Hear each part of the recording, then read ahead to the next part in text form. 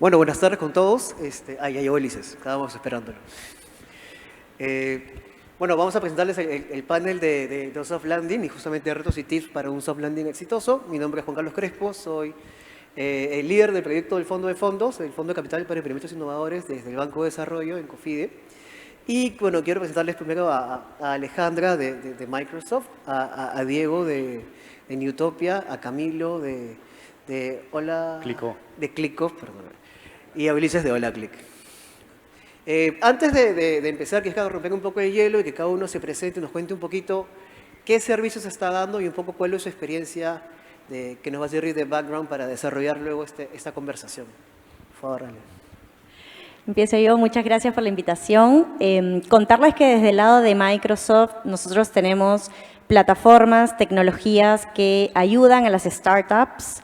En este caso vamos a hablar de la internacionalización, pero puede ser tanto startups locales como startups que quieran abrirse al mundo. Ahora les voy a contar un poquito más sobre eso, pero la idea es poder darles a todas las startups las herramientas que necesitan para que la tecnología sea ese habilitador en realidad que los va a ayudar a empujar a la empresa al ritmo que deba ir, ¿ok? No necesariamente tenemos que hacerlo de una manera acelerada, sino cada startup va a tener que ir a su propio ritmo y la ventaja de la tecnología es esa, ¿no? Que te va a poder permitir adaptarte. Entonces ahora les vamos a contar un poquito más sobre eso. Sigo. Buenas tardes, muchísimas gracias por la invitación de estar aquí. Feliz de estar en Lima, de haber comido tan rico ahora al mediodía, así que espero no dormirme en el panel. Diego Noriega de Newtopia, un fondo de $50 millones que invierte en startups en estadios pre-seed de toda Latinoamérica. Hemos invertido en los últimos 14 meses desde que empezamos en 55 startups. Y nuestra obsesión es llevarlas de pre-seed a Serie A, así que mucho de internacionalización en los servicios que brindamos. Muchas gracias. Bueno, yo soy Camilo Arango, yo soy cofundador de Logisto. Nosotros acabamos de fusionarnos con Clicko y lo que estamos haciendo en Clicko es ayudando a las marcas a que vendan cada vez más. Lo que les damos es toda la infraestructura para que puedan crecer su e-commerce desde que nosotros almacenamos los productos, los alistamos y los entregamos el mismo día, en minutos o el día siguiente. Y ahí es donde venimos haciendo la diferencia. Nosotros ya estamos en 6 países y ayudándole a todas las marcas. Entonces ha sido un crecimiento muy acelerado de la mano de fondos pues bastante también importantes y felices de contarles un poquito la historia acá. Ok, Camilo. Yo soy Ulises Camilo, de hecho. Soy cofundador y jefe de producto de HolaClick. Es una startup que montamos hace 2 años, que ahora está en 35 países, pero sobre todo en Latinoamérica. ¿Qué somos? Somos un e-commerce para restaurantes de mediano y pequeño tamaño. Ayudamos al inicio de la pandemia a los restauranteros en digitalizarse y atender a sus clientes vía WhatsApp. Somos un pequeño sistema e-commerce para restauranteros. Recibimos fondos de Delivery Hero, de Google y de Meta. Y pues supongo que ahora sí vamos a poder expandirnos sobre el cómo hemos llegado a escalar tan rápido y no siempre tan bien. Perfecto. Ale, cuéntanos por favor cómo los servicios de Microsoft pueden ayudar a los emprendedores a primero crecer localmente y luego internacionalizarse. Bien, justo nosotros conversábamos hace un par de días también en la oficina cuando hablábamos de este evento y entre todos decíamos, ¿qué define el éxito de la startup, ¿no? ¿O cuáles son los componentes? ¿Cuáles son los componentes para que tu startup sea exitosa? Y entre todos lo llevamos a resumir en 2 componentes. Dijimos, 1, el equipo, la gente, ¿no? Y 2, las conexiones. Cómo te ve el mundo exterior, cómo te percibe, cómo llegas más lejos, ¿no? Entonces, cuando hablamos del equipo, la gente, insisto, ¿no? La tecnología es un habilitador. Nosotros estamos aquí para eso, para darles las herramientas que permitan que sus trabajadores estén motivados, sean más productivos, estén conectados entre ellos, no importa dónde estén. No importa dónde estén, están a un Teams de distancia, ¿no? Que es la plataforma que usamos nosotros usamos Teams. Prendes la cámara, puedes hablar con quien sea. Y no importa el horario, no importa el horario. Puedes colaborar en instantes. Yo puedo empezar a trabajar el documento hoy, me voy a dormir y yo de hecho trabajo mucho con una persona que está en Australia, nos llevamos 15 horas de diferencia. Entonces, claro, cuando yo ya me quiero ir, ella está entrando recién. Y hacemos eso, le digo, espérame, te voy actualizando el documento y cuando yo ya me voy a ir, ella entra. Y ella empieza a actualizarlo, nos dejamos mensajes en el OneNote, a través del Teams. Entonces, de verdad que los trabajadores se sienten conectados, tienen un sentido de pertenencia, no se aíslan, que a veces nos pasa mucho cuando queremos internacionalizar una empresa. El que se quedó atrás o el que se fue solito, se siente solo. Esa es la realidad. Entonces, la tecnología te permite conectar a todas las personas y te permite tener a tu gente enfocada, motivada. Eso por el lado de equipo. Y por el lado de conexiones, también es muy importante cómo hago más con menos, ¿no es cierto? Porque las startups empiezan de lo más puro, ¿no? A veces son 1 o 2 personas que empiezan con una idea, nacen digitales o nacen en la nube, ojalá, ¿no? Y ahí empiezan. Entonces, la idea es poder darle a las startups este espacio para poder conectar. Nosotros particularmente tenemos el Marketplace y en nuestro Marketplace le damos la oportunidad a cualquier startup de poder generar esas conexiones. Nuestro Marketplace llega a 17 millones de clientes en el mundo. A los clientes del mismo Microsoft. O sea, así como al cliente le ofrecemos soluciones de Microsoft, Azure, Microsoft 365, le ofrecemos también acceso al Marketplace, donde cualquier startup puede colocar su solución, su producto, y además nuestro ecosistema de negocio, nuestro ecosistema de socios de negocio, va a ofrecer cualquier producto, cualquier solución que esté en nuestro Marketplace.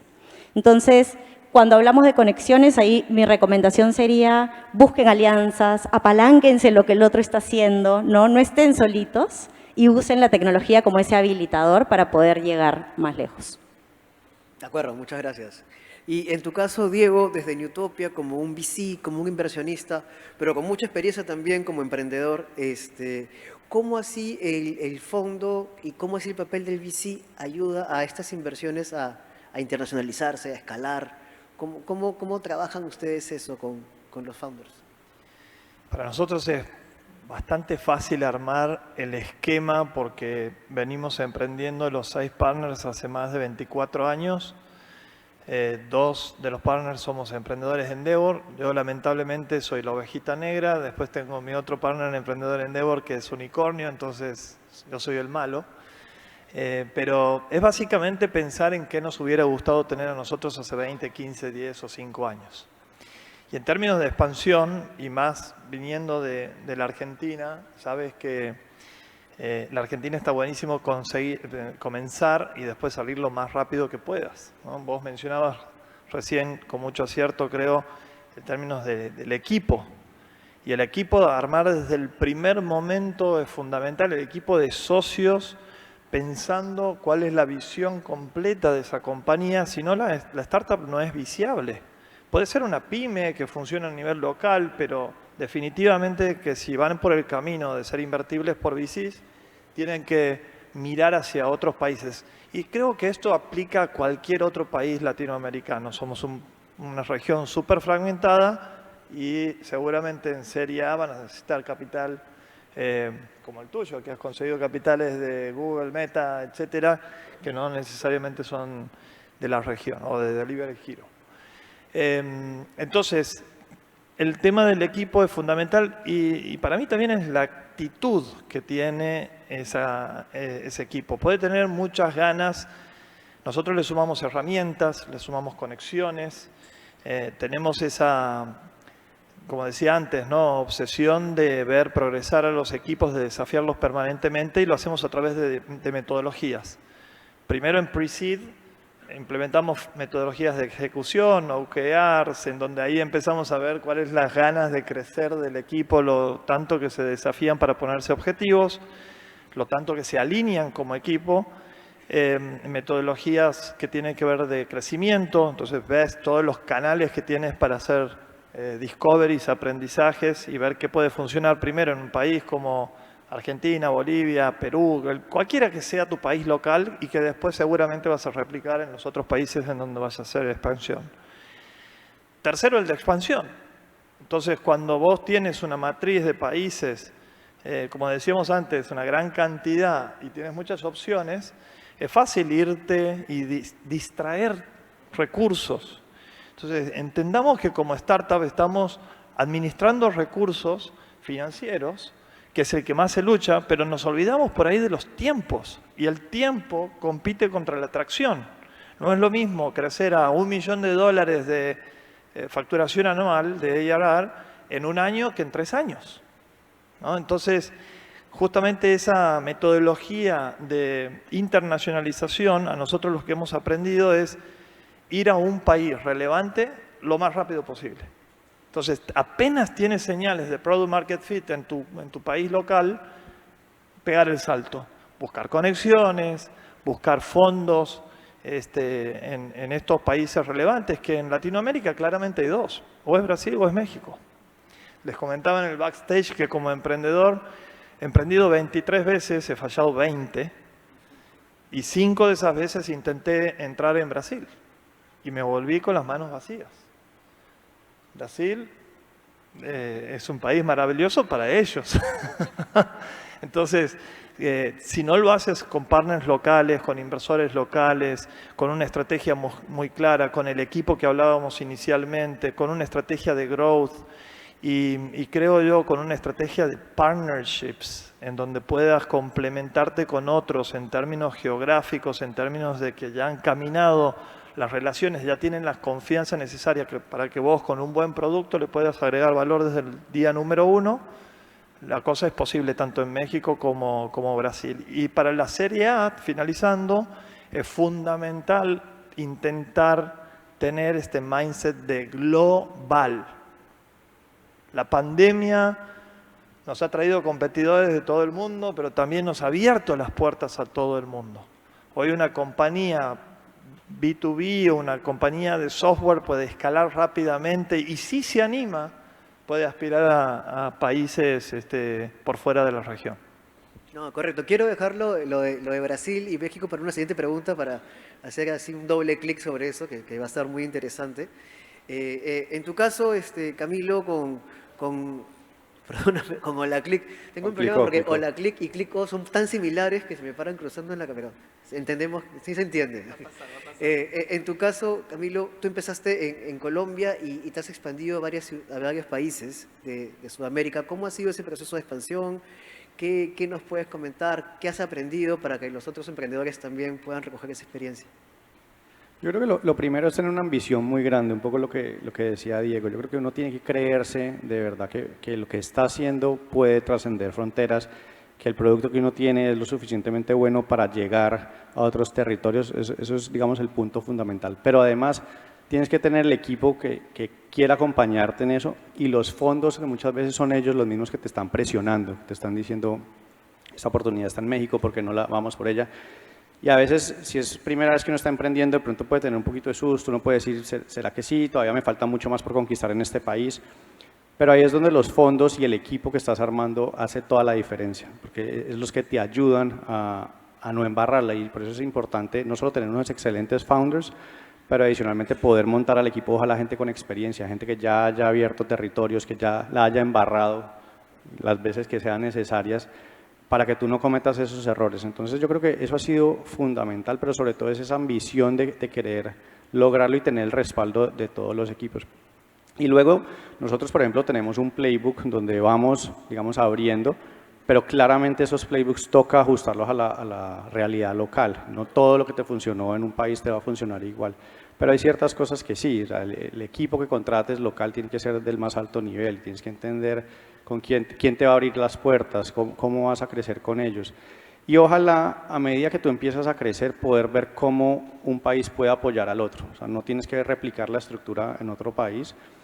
Es ver, nosotros tratamos de tener lo más matricial, ciertas funciones, pero también buscar qué clientes te pueden abrir las puertas. Nosotros, digamos, en Colombia trabajamos con Falabella, con Grupo Éxito, con Adidas, con muchas grandes marcas, Y lo primero que, de hecho, a Perú, que lo estamos abriendo ya esta semana, la próxima, que estamos organizando todo, de hecho, gran parte fue a eso la avenida, son porque clientes que hoy en día les prestamos un excelente servicio en otro país, nos han dicho, ¿y Perú para cuándo?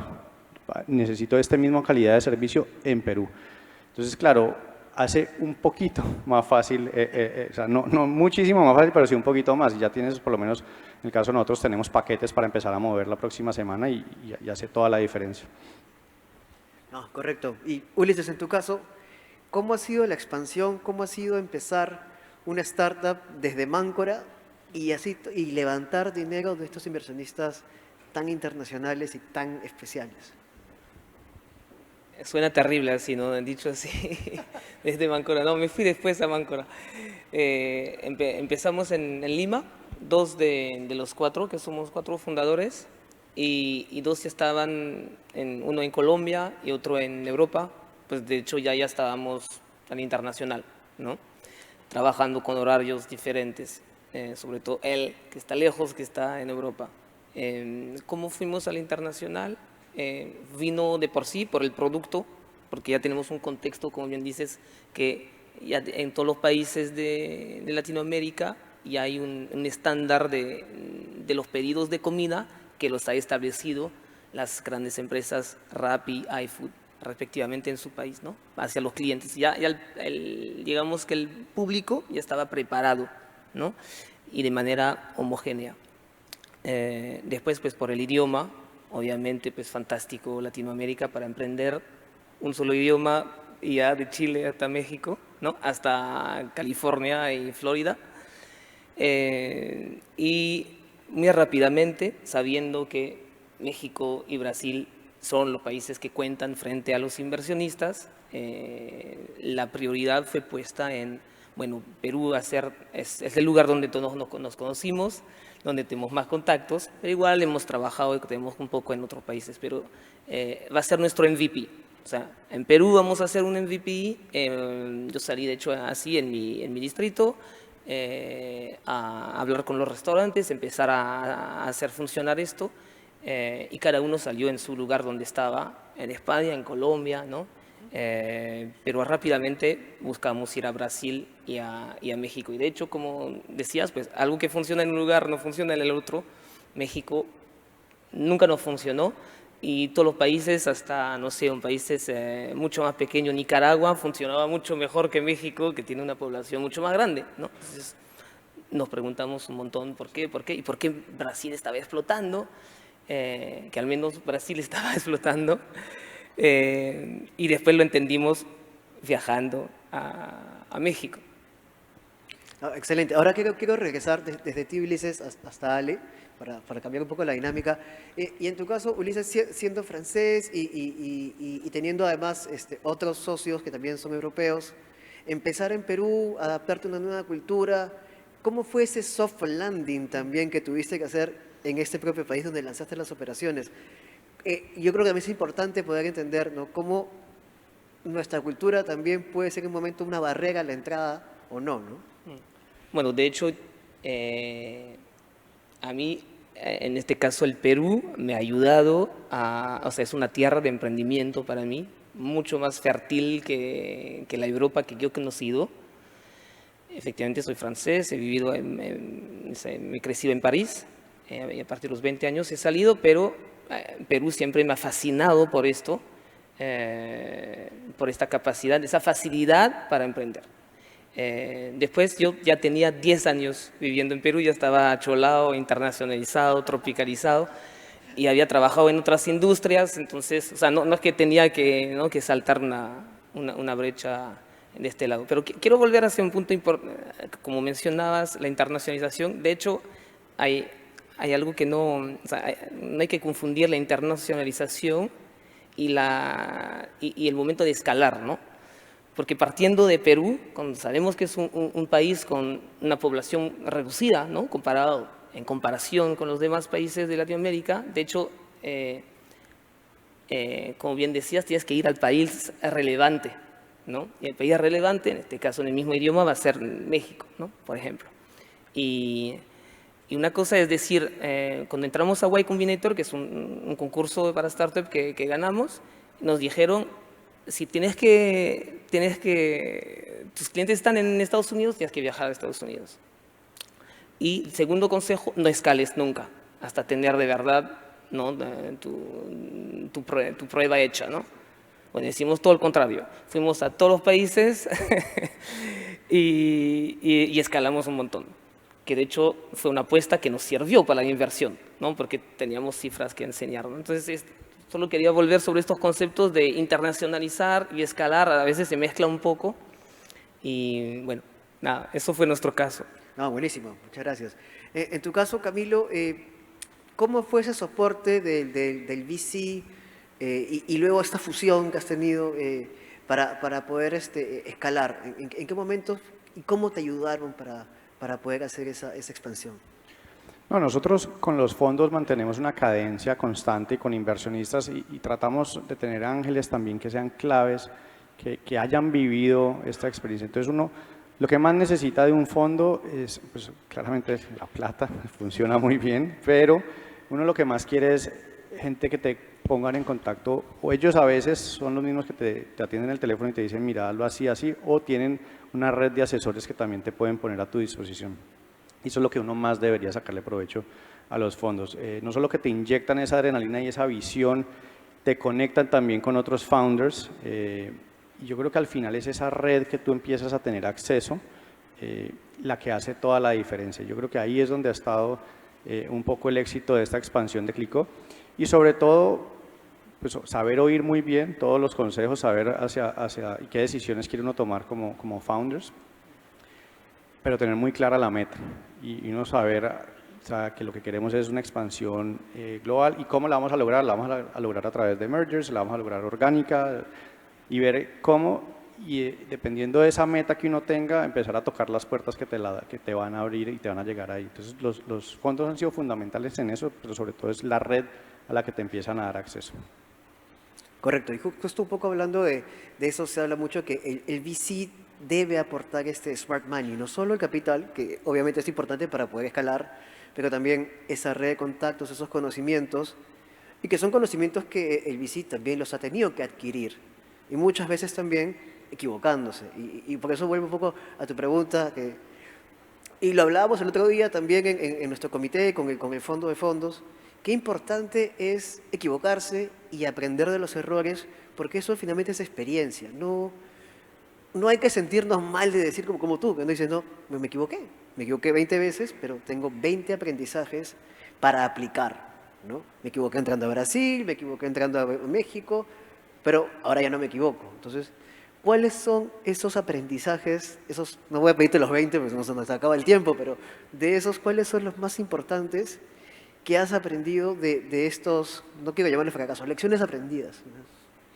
Primero, no sé si mi mujer estaría tan de acuerdo con lo que vos dices, que ya no me equivoco. Segundo, hace un par de semanas estuve en LABCA en Nueva York y hablaban de la importancia de lo que vos mencionas, ¿no? De los fondos de inversiones con experiencia en operar. Entonces creo que hay una migración y un interés, como mencionaba Camilo, de que te conecte mucho más ese shortcut, esa experiencia, esa mentoría, esa luz al final del túnel, que te dé mayor confianza para encarar lo difícil que es emprender y lo complicado que es expandir y armar un multi-billion dollar company.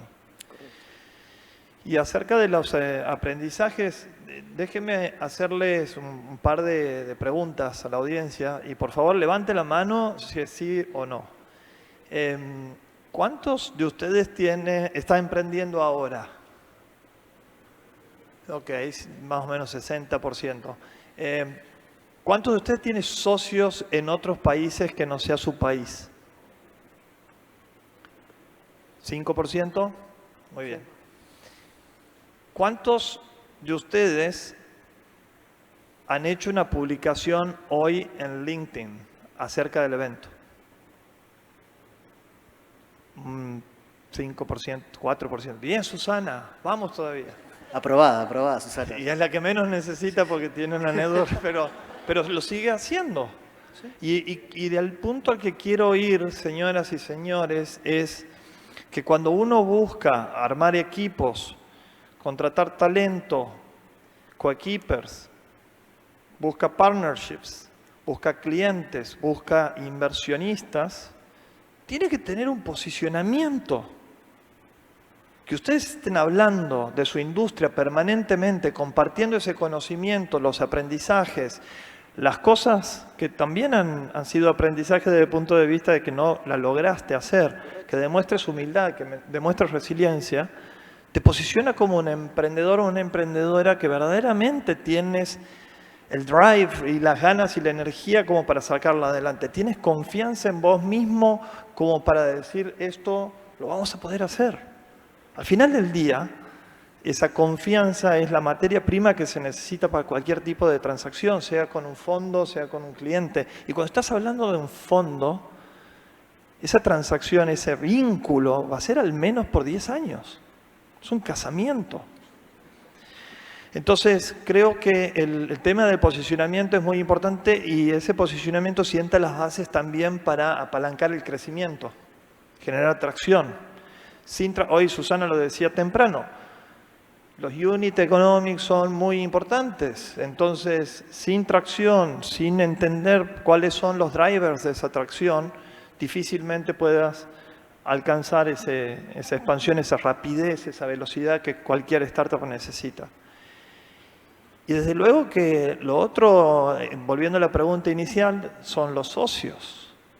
Y por socios, déjenme extender esto también a los socios estratégicos, que suelen estar en otros países. Entonces, Latinoamérica tiene 5 países, incluyendo mi país y Perú, entre los países que menos confianza tiene en su sociedad. 5 países dentro del top 10. No confiamos en nosotros mismos. Serbia es el país que menos confía. El 93% de los serbios cree que aquí hay conflicto. Pero el 92% de los argentinos, el 90% de los peruanos y el 90% de los chilenos también. Entonces, el desafío aquí es desarrollar ese espíritu asociativo.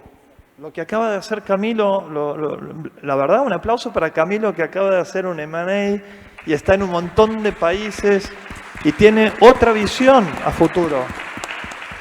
Es una luz de esperanza para todos. Falta ese espíritu asociativo que creo también nos falta a nosotros como inversionistas.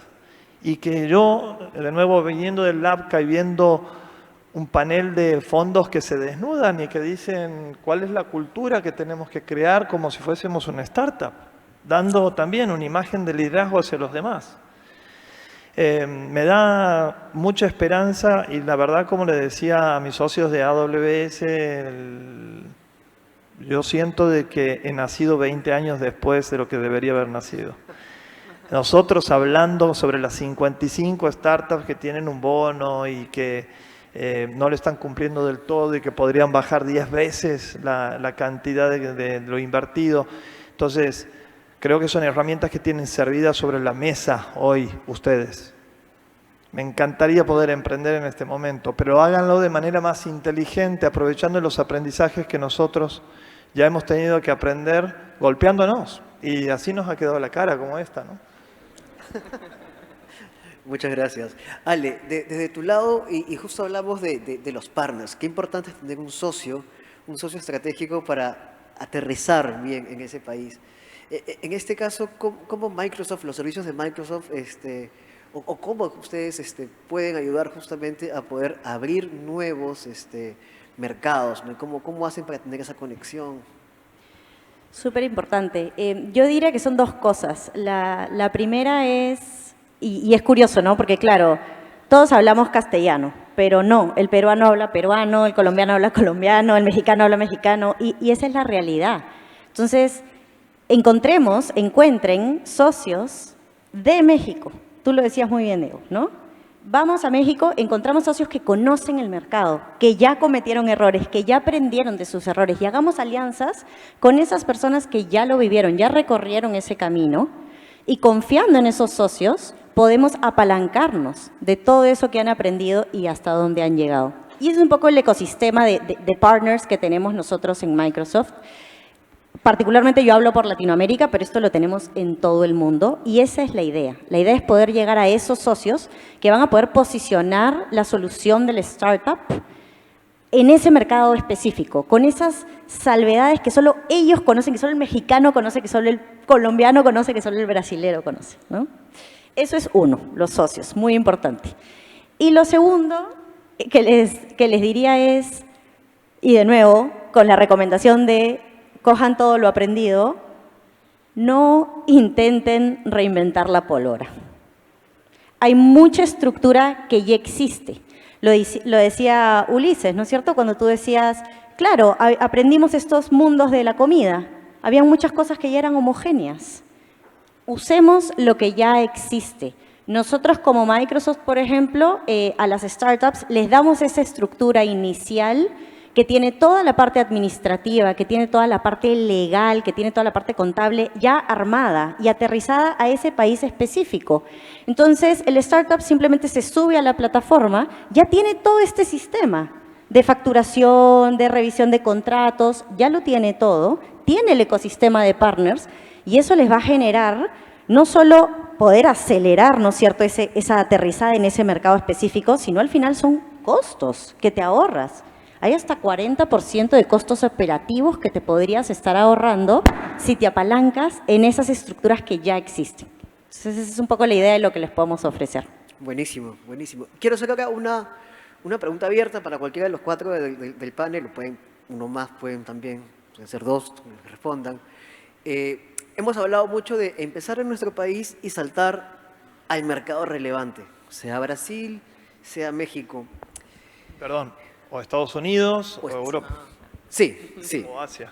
¿Y qué opinan de tomar un paso intermedio y no tener y ganar un poco más de atracción y probar tu modelo en más de un país intermedio tipo, no sé, empezar en Perú y saltar a Bogotá y probarlo en Colombia, o empezar en Chile y saltar a Perú o a Colombia, siendo pues, países que pueden tener ciudades con alta concentración, donde puedes probar también modelos de negocio?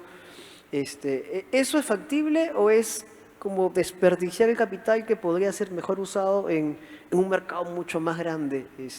¿Cómo ven esa estrategia de mercados intermedios? Yo te cuento un poquito lo que yo creo pues, personalmente. Yo creo que cada país o cada territorio nuevo que uno abre te desgasta y abrir o tiene su reto. Y si tú empiezas a dividir a muchos retos al tiempo, te puedes enredar más. Mi sugerencia es métele todos los caballos y todo lo que puedas al país que te va a hacer la diferencia. Porque al final, si tú empiezas en los chiquitos, los fondos muchas veces te van a decir, pero yo te quiero ver en uno grande. Y es que no estás en el grande. Entonces, pues es mejor de una vez brincar al que te va a hacer la diferencia y el que los fondos van a decir, es que ya está en México, es que ya está en tal territorio. Ya puede, si pudo con el grande o está mostrando resultados en el país que para ellos es valioso, muy seguramente lo va a hacer en un país mucho más chico. Cada país, cada territorio que abres es difícil y tiene sus retos y tiene sus desgastes. Entonces es mejor enfocarte en el que hace la diferencia rápidamente, creo yo. Estoy de acuerdo. Le sumaría a lo que acaba de decir Camilo, es que no solamente hay que estar, hay que tener Product Market Fit. O mejor dicho, Product Market Channel Model Fit. Y eso toma tiempo, sí, y recursos y desgaste. Entonces, yo sinceramente cada vez veo menos esa curva por, tenemos todas las banderitas puestas y ahora recién vamos al país principal, al país target.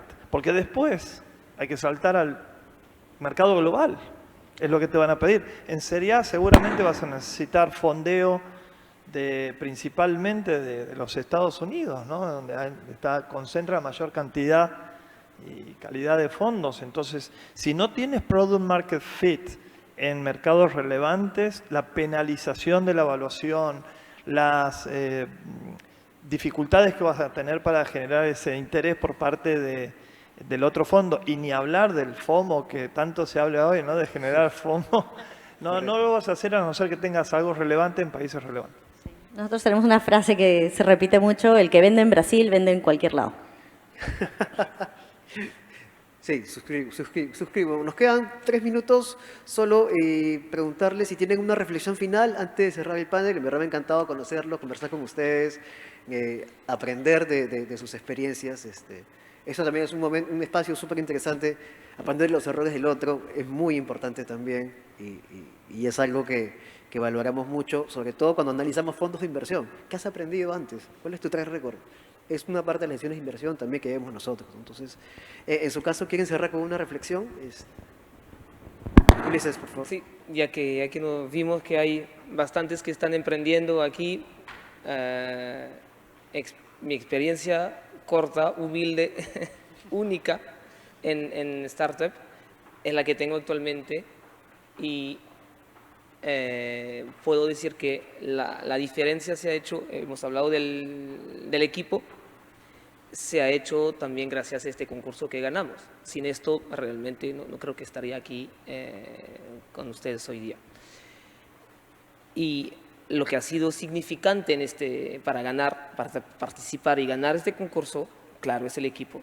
Lo primero que te preguntan, ¿y dónde está tu CTO? ¿Dónde está tu...? Bueno, si no está dentro de los fundadores, el CTO, el desarrollador, ¿no? El técnico, va a ser más complicado. Los perfiles pueden ser súper variados, pero sí tiene que haber un técnico con ustedes, ¿no? Y después,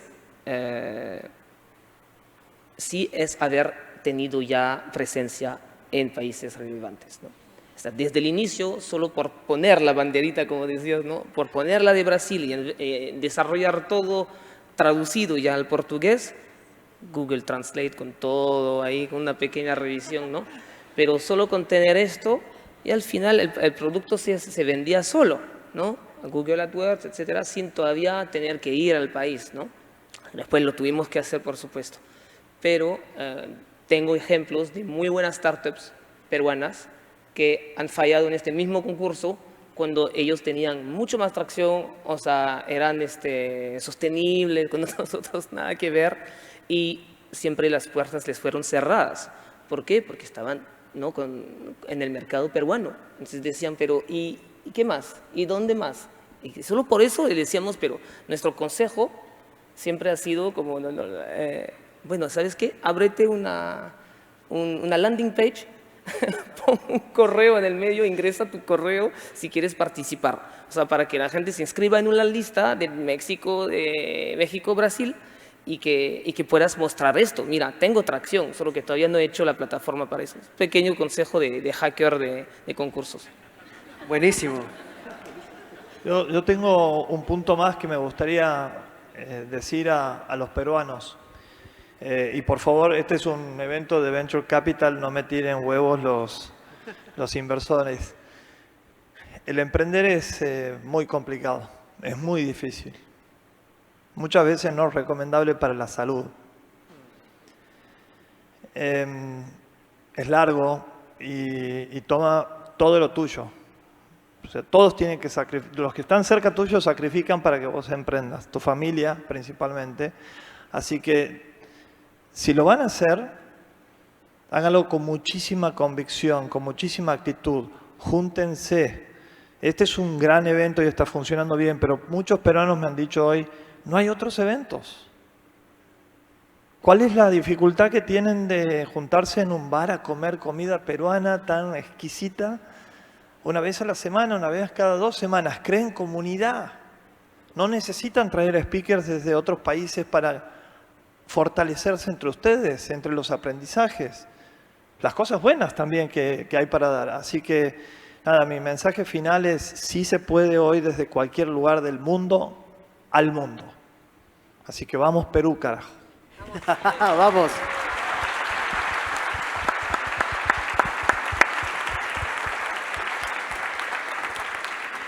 Muchísimas gracias a todo el panel, en verdad les pido un fuerte aplauso a todo el panel, nos han dejado muchas experiencias, muchos aprendizajes, muchos retos. Gracias. Muchas gracias.